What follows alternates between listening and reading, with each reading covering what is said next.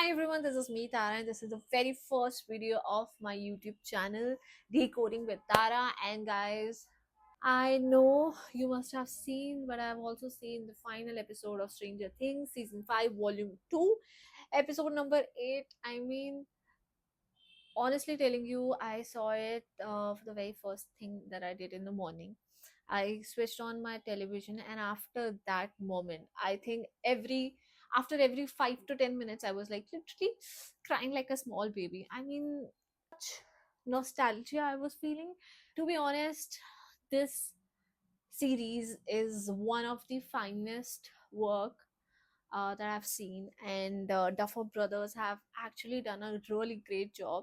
And talking about season 5, episode 8, which all the things that happened, one after the other, whether it was Mike or it was Will, gaining his powers and getting into Vecna's or Henry's mind, everything I think fell into place.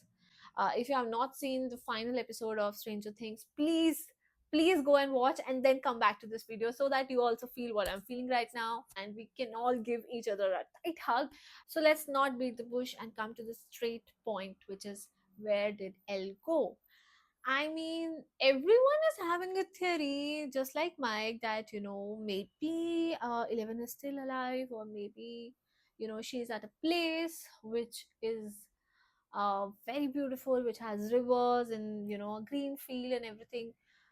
But what do you think about it? Do you think that 11 can be dead, just like Kali? And do you actually believe in Mike's theory? Just comment down and let me know what you feel about it, because to be honest, I want to live in this fantasy that one day 11 will call Mike or get in touch with Mike, that hey Mike, Mike has a theory that before Kali actually died, she gave one illusion so that all of them thought that 11 was actually standing at the upside down and dying. But the reality is that 11 actually escaped, and now she is living a life far, far from Hawkins, and we actually don't know what's happening. So that invites a lot of theories that I think is intentionally done by Duffer Brothers, so that we all can talk about the show even after the show is over. And I think I would love that. I know it's a cliffhanger, but who doesn't love it?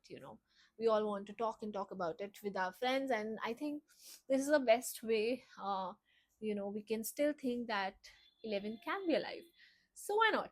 When we watched volume 2 and episode 7, which actually is considered to be the lowest rating episode, but now I understand why the episode was a little bit slow, because they wanted to set a context and how they're gonna fight against Vecna and Mind Flare, and the whole party is going to come together to fight the whole evil thing and destroy Upside Down and Abyss. So let's talk about volume 2, season 5, episode 7.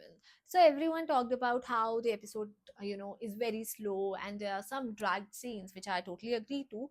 But there were some scenes which were actually important to set some context, that for example, Will's coming out scene was important at that, at 80s, in 80s era, because it was not easy and it was very challenging. Today is also, it's very challenging, but that was important in the sense that Will wanted to come out of all the fears he had in his mind, so that he can fight Vecna, looking in his eyes and getting into his mind. But that was some fear that was, into his heart, into his mind, that he wanted to conquer, and that he did.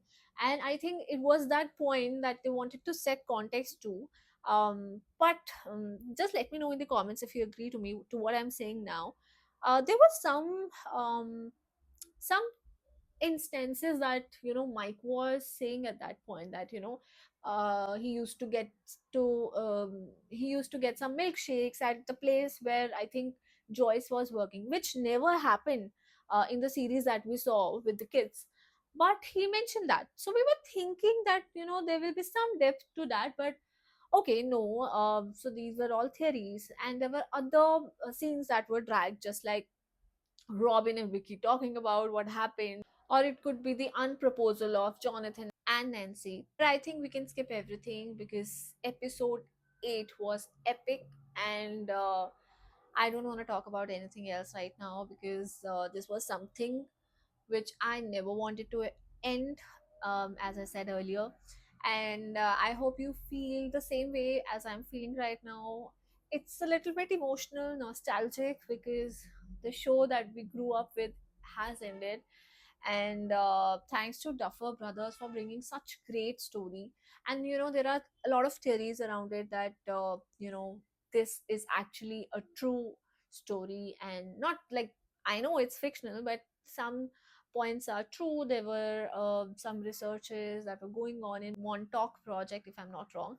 But what exactly it is, we want to just stick to Stranger Things, and Stranger Things season 5, the whole show has ended, and we can't say no that we totally love each and every character of the show, whether it's Erica, Murray, Steve Harrington. Of course, he's our favorite. Hopper is my favorite. Joyce is the kind of mother everyone wants. Even I had a very crazy theory that Will could be Joyce's adopted son, and Will and Eleven could be twins, which thankfully was not true. And at the end, everything went well. Joyce was the real mother of Will, and I love that scene, where Joyce actually hit Vecna. But at one point, I felt when Will entered Vecna's mind, and he resisted. He tried to make him resist, so that he doesn't do the evil that Mind Flayer actually wanted Henry to do. But he said no, and he actually wanted what Mind Flayer wanted. So he was like, "Fuck off, okay." And everything went well with the party, and they ended. I love the scene where Nancy said that I will be the bait, and she just went like that, carrying her guns and everything. So I think I loved every bit of it. Tell me what you loved about the whole episode. um I love the ending actually. I love how Dustin made the full speech in his farewell, and the Hellfire group actually went again. Um, and I love the part when the whole party was actually playing D&D, and when it all ended and they were just keeping their books, back to the shelf. And at that, what, to be very honest, at that point I was like, maybe 11 is going to appear like under the bookshelf, or under that bed like structure where she was found first. But that didn't happen. But at some point I had this hunch that maybe she'll just call Mike. But that, okay, that never happened. Mike was leaving the basement. Holly just came with her friends, with delightful Derek, or Deepshit Derek. I would like to call him Deepshit Derek, but he was really cute throughout the season. I think I loved him, and Holly was a great actress. Um, I want to say so much about the whole episode, but I want to end it now. And I think if you are seeing this video, if you are watching it, you have seen episode 8. But I didn't want to give you so much spoilers if you haven't. But if you have still watched this video, thank you so much. And I'm just going to go, and I feel I want to rewatch the episode 8.